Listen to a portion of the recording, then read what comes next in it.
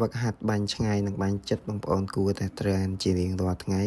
អានេះខ្ញុំយកជាចំណុចមួយចំនួនដែលបងប្អូនអាចមក train នៅក្នុងជា park បានសម្រាប់ការបាញ់ចិត្តហើយនឹងឆ្ងាយដូច្នេះបងប្អូនអាចចូលមកជា park ហើយមកកន្លែង training ground នឹងមកបងប្អូនអាចនឹងធ្វើការ select យកកាភ្លើងដែលបងប្អូនចង់បាញ់បាទសម្រាប់ខ្ញុំគឺខ្ញុំប្រើ M4 ដំបូងហើយ scope បងប្អូនអាចប្រើ scope អីក៏បានដែរតែបើសិនជាបងប្អូនចង់រហ័សលឿន close range recommend សម្រាប់បងប្អូនប្រើ red dot សិនទៅ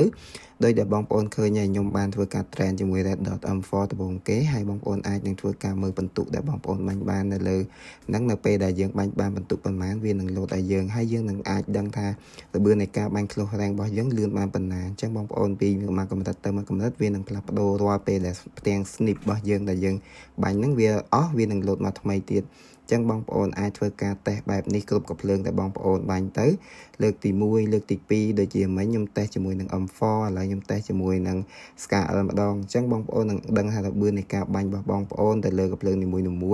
វាមានលក្ខណៈបែបណាមូលហេតុដែលយើងទាមទារឲ្យយើងមានការបាញ់ train ជាមួយនឹង M4 SKL កាភ្លើងផ្សេងនោះគឺដោយសារតែ recoil និងល្បឿននៃការប្រើប្រាស់របស់វាមានលក្ខណៈខុសគ្នាប៉ុន្តែសម្រាប់ SKL ហើយនិង M4 ល្បឿនហើយនឹងការបាញ់របស់វាមិនមានលក្ខណៈខុសគ្នាប្រហែលទេខុសតែល្បឿនគ្រាប់តិចតួចទេប៉ុន្តែបងប្អូននៅតែអាចតេស្តល្បឿននៃការបាញ់របស់បងប្អូនបានតាមរយៈការ train កន្លែងហ្នឹងអញ្ចឹងកន្លែងហ្នឹងជាចំណុចមួយល្អមែនតើសម្រាប់បងប្អូនដែលយើងអាចចាប់ផ្ដើមពីចំណុចយឺតល្មមហើយនឹងលឿនខ្លាំងអញ្ចឹងបងប្អូនអាចមើលបន្ទុកដែលបងប្អូនបាញ់បានហើយការប្រតិជារៀងរាល់ថ្ងៃបែបនេះបងប្អូនវានឹងបង្កើនល្បឿននៃការ training របស់បងប្អូនបានក្នុងការលេងហើយបើសួរថាអត្ថប្រយោជន៍នៃការ training បែបនេះមានប្រយោជន៍អីនៅពេលដែលបងប្អូនចូលទៅលេង rank បាទបងប្អូនទាំងអស់គ្នាពិតជាមានប្រយោជន៍ខ្លាំងមែនទែនដោយសារនៅពេលដែលបងប្អូនដើរបាញ់ enemy វាមិនប្រកាសថាយើងឃើញ enemy ឆ្ងាយរហូតទេយើងត្រូវការបុកបាញ់គេ close rank ជាមួយនឹងការបាំង position មួយចំនួនអញ្ចឹងបងប្អូនទាំងអស់គ្នាអាចធ្វើការ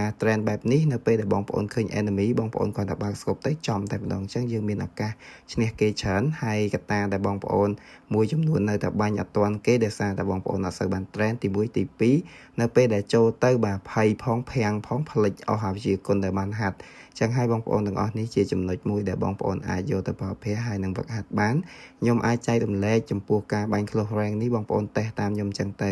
ហើយមានវ៉ាវមានអីបន្ថែមទៀតបងប្អូនអាចសិក្សាបន្ថែមទៅណាតែនេះគ្រាន់ជាចំណុចចាប់ផ្ដើមមួយចំនួនសម្រាប់បងប្អូនទេ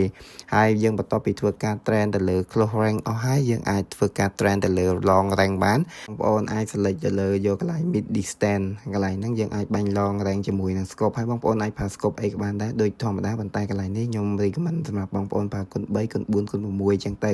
ដោយសារតែវាមានឱកាសក្នុងការបាញ់ហើយភាគច្រើនបើសិនជាបងប្អូនចង់បាញ់ផ្លាកនឹងឲ្យឆាប់បានបងប្អូនព្យាយាមប្រើ aim ជាមួយនឹងការបាញ់ទៅលើ headshot បងប្អូនទាំងអស់គ្នាអញ្ចឹងវានឹងដួលលឿនផ្លាកហ្នឹងបើសិនជាបងប្អូនបាញ់ខ្លួនវាយូរមែនតើដូចតែយើងបាញ់ enemy ដែរបើសិនជាបងប្អូនបាញ់ទៅលើខ្លួន enemy មិនងាយនុកទេយើងបាញ់អត្ថភាពចាញ់អ្នកដែលគេបាញ់ headshot ដែរបងប្អូនទាំងអស់គ្នា train ជារៀងរាល់ថ្ងៃបែបនេះខ្ញុំជឿថាមិនក្រោមមួយអាទិត្យទេបងប្អូនអាចចំណាយពេលមួយអាទិត្យថាចោះបាទបងប្អូននឹងមានការរីកចម្រើនខ្លាំងហើយបងប្អូនអាចធ្វើការស្រែ sensitivity របស់បងប្អូនមួយចំណែកទៀតនៅក្នុងការ training អញ្ចឹងបងប្អូនអត់ពិបាកក្នុងការលេងទេបងប្អូនអាចធ្វើការលេងបានហើយនៅពេលដែលចូល rank គឺយើងអត់ចាញ់គេប្រហែលទេប៉ុន្តែក៏វាអាស្រ័យទៅលើ device របស់យើងដែរបើ device យើងទាបក៏ពិបាកលេងជាមួយគេដែរអញ្ចឹងវីដេអូនេះខ្ញុំធ្វើឡើងសម្រាប់តែបងប្អូនថ្មីដែលគាត់អត់ទាន់យល់ពីការ training ហើយអត់សូវយល់ច្បាស់ពីការវឹកហាត់បងប្អូនទាំងអស់គ្នាអញ្ចឹងអ្នកដែលចេះហើយអាចអូនរំលងបានវីដេអូនេះគឺមានតែប៉ុណ្្នឹងទេជួបគ្នាវីដេអូក្រោយបាយបាយ